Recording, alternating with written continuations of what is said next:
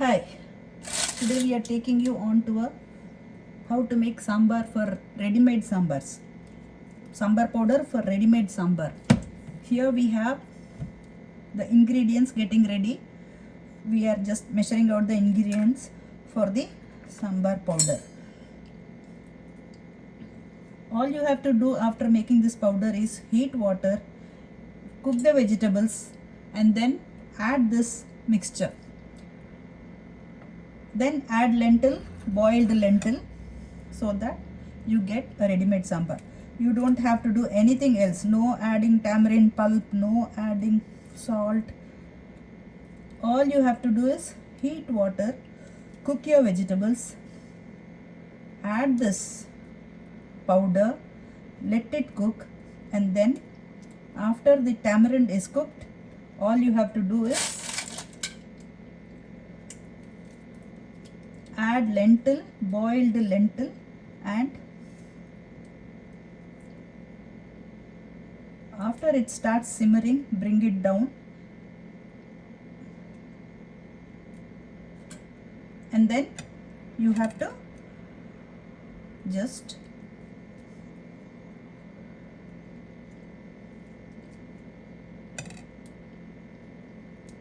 use seasoning. That is all you have to do to make a sambar out of this powder that I am going to teach you now.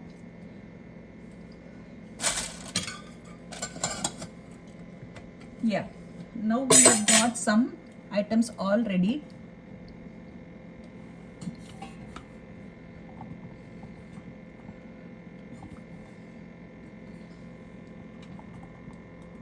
Here we go. I think the focus is right now, first class. Now, you have to take one measure of Bengal gram. Here we have taken one measure of Bengal gram, one measure of salt, or rather 3/4 measures of salt. Okay. Then we have 2 tablespoons of methi seeds or fenugreek seeds. Okay. Then we have dry coriander seeds, 1.5 measure. This is 1.5 measure. This cup is small cup, this cup is a bigger size cup. So this is 1.5 measures of Bengal gram. You have to take Bengal gram as the base. Then we have asafoetida or hing. If you don't prefer hing, you can add garlic according to your taste and preferences. Okay, this is asafoetida. This is Iyengar sambar powder, so we don't add garlic. Then we have 1 measure of red chilies, almost 1 measure, and these chilies are according to your taste and the spiciness of the chili you are using.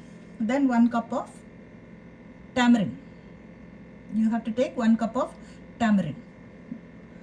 Now all we have to do is we just have to switch on the stove, set it to high. We are going to roast this powder today. We can also shallow fry this powder, or we can just grind it as it is, and then we can add oil and add this powder to the oil before using water and boiled vegetables. Otherwise, all you have to do is add water, boil it, put some vegetables, boil them, and then add this powder. If you are dry roasting or if you are shallow frying, then you have to add this powder after the vegetables are boiled.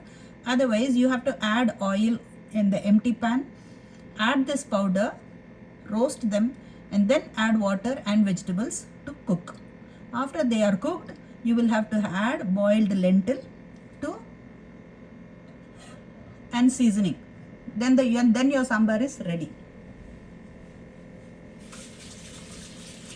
Now we are waiting for the stove to heat up, the pan to heat up, or rather You can dry roast, or you can roast it, or you can just grind them without roasting or dry roasting if you are going in for a small measure. If you're going for a higher number of days preservation, like if it is for 1 month, you have to dry roast it. If it is for 15 days, you can shallow fry it. Fry the ingredients. I hope you understand what I'm doing. Okay. Now we are going to only dry roast because I hope to keep this ingredient for more than 1 month. Okay. If you just make this powder without any dry roasting or shallow frying, then you can keep it up to 3 months. The shelf life of the powder will be up to 3 months.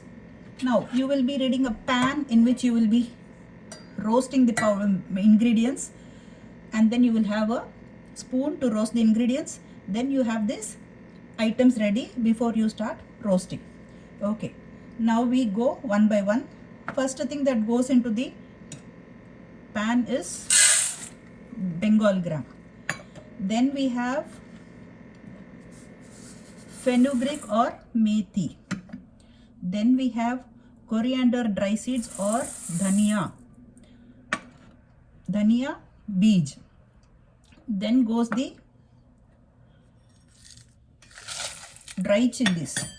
Then goes the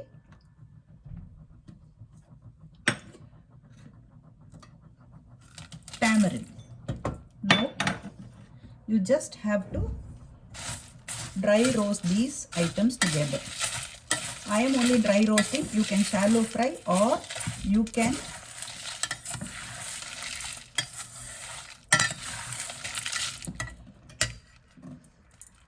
also take them as they are without frying or doing anything to make the sambar powder.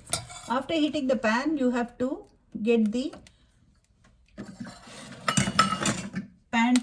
the heat to minimum or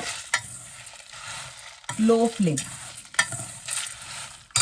This is medium, we'll go to low flame. Okay, now we have to keep on roasting this ingredients. I hope you get them. I will give you the recipe in the descriptions, all the ingredients, their measurements, and if we dry roast, it will be maintained for 1 month approximately. If we just do shallow fry, it will be there for 15 days approximately. And shelf life, I'm talking about shelf life. If you just go ahead without doing any dry roasting or shallow frying, then you can keep it up to 3 months. The same item you have to keep, you can keep up to 3 months. But you should take care to see that everything is kept in airtight containers, because salt, tamarind, all the items react with nature.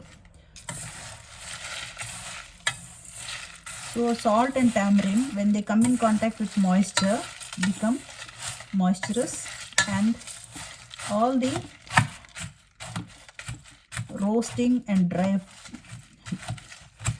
shallow frying will be of no effect if you do not keep them in a airtight container. The sambar powder which we are preparing now should be kept in an airtight container.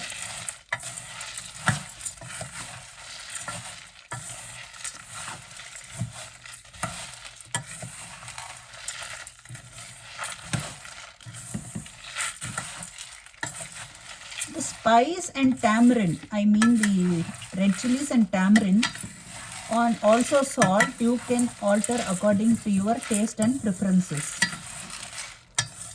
Sometimes we eat spicy, sometimes we eat less spicy, sometimes we eat medium.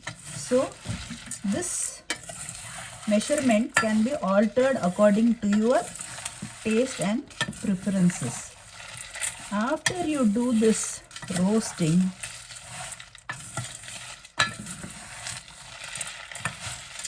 After you do the roasting,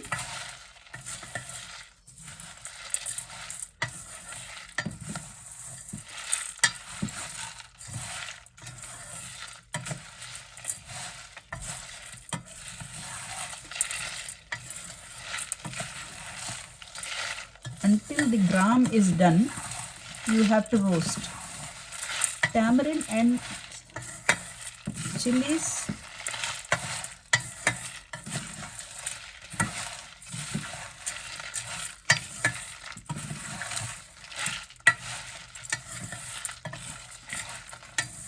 are considered done when the gram and the fenugreek and the coriander seeds are done.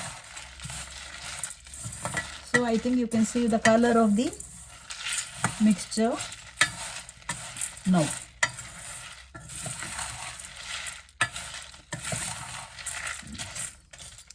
After doing this step, you have to switch off the stove and wait for it to cool. After this cools, you grind it in a mixer grinder and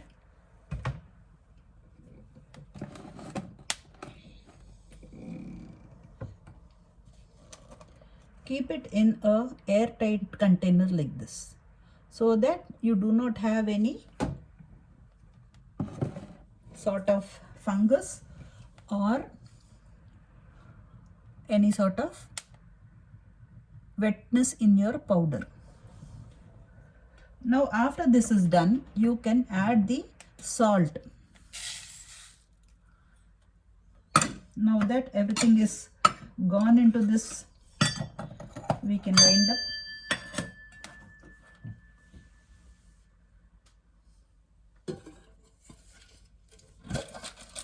Until the pan is getting cool, we can wind up.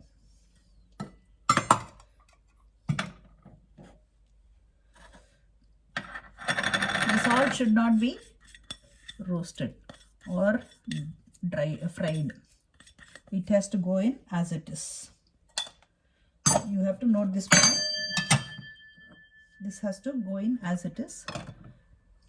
You can also put the asafoetida or hing, asafoetida or hing during roasting, after roasting, or before roasting. That doesn't make any difference.